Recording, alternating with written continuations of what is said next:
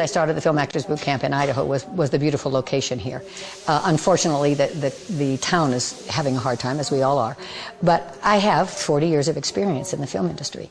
And when you go to college, they teach you how to go to Broadway and major in theater, and they teach you how to go summer stock, and they teach you how to do all that, but nobody tells you how to get into the film industry as an actor. So that's where I began.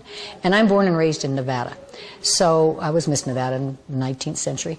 And it's kind of like going home. And I run a family foundation, but in addition to doing what I was doing here for the Film Actors Boot Camp, and I'm taking there and doing film festivals there as well, I run a family foundation, and I'm just blessed to be able to help the communities now. We have funded the Washoe County School District with a thing called Smart Thinking, and it's a computer program. Every kid from the 7th grade to the 12th grade, free, has a tutorial on his computer, bilingual. If you're a slow student, if you're an advanced student or whatever, you're able to go on and English, math, literature, history on the computer and have a tutor for you. Right. We donated quite a bit of money, and we didn't realize how many hours they were being spent, so we're still funding it. We're very involved with a children's museum that we're going to be contributing to. And Reno is a really incredible city. 400,000 people, and the entire month of July, it's called Art Town. 135 art events around the city, half of them free.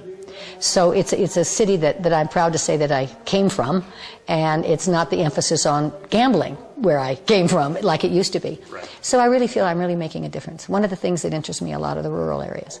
Gerlach and Elko and Winnemucca, and areas that don't have United Ways and women's funds that help a lot. And the kids, one of the things that I learned so much being here in Idaho was the young students that had not had an opportunity to be exposed to film. And one of my students that I'm so proud of is Matt Parsons, who's just graduated from the University of Australia in Sydney, and is just a wonderful example of what he learned with me. And since I don't have kids, it fills my heart to see something like that.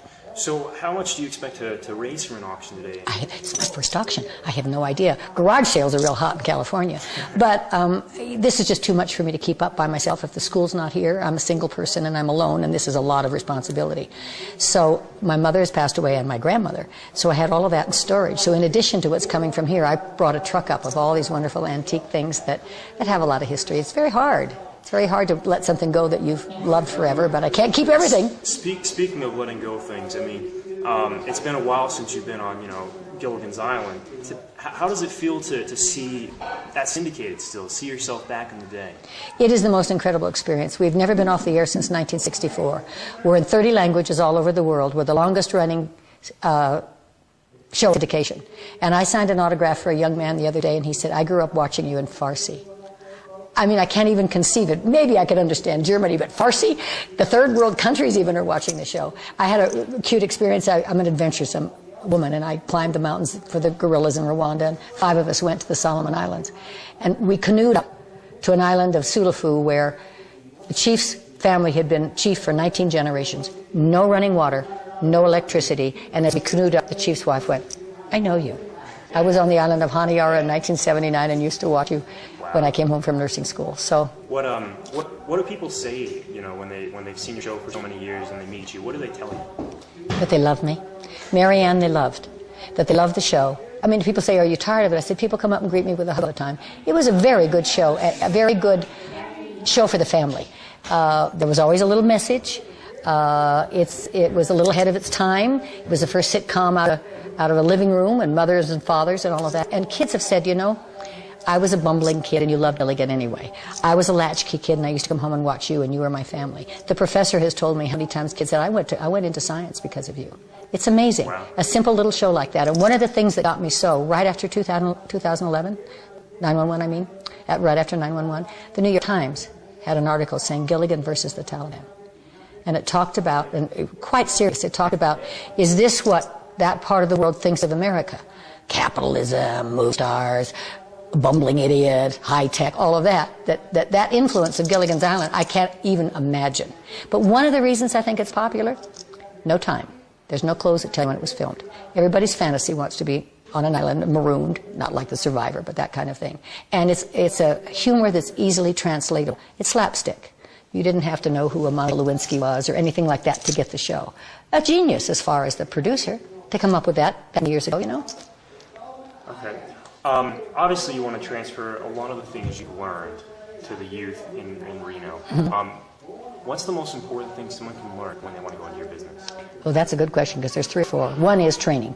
You need to get training, whatever it is, whether it's camera, whether it's acting, whether it's what you need, as much training as possible. And part of that training is the interview process, which is also very important. You don't always audition, you meet somebody for the first time. But you have to know who you are. I think one of the things that's so important is your values, your ethics, your discipline. All of that is essential because it's a business that you get rejected all the time. And they're not rejecting dog wells, they're rejecting what I didn't perform correctly, I wasn't prepared, or I wasn't the right type. And you have to realize that where you fit. I can't play a tall Swedish maid. I don't know how good an actress I am. So you have to be tight, you have to know what your strongest suit is, and you have to be able to deliver it. So you do have to have the training. So people who are in small communities like Idaho, how do they make it to the business? You go to school. You go to school and you go to an acting school, major in theater, or you take an acting class. And then after, my big decision when I graduated from Stevens and University of Washington was, where do I go? Do I go to Broadway? Do I go to Los Angeles?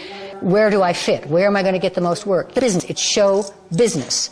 And you have to know contracts. You have to know what an agent is. You have to know the discipline yourself, not just, oh, somebody's going to discover me. That's fantasy.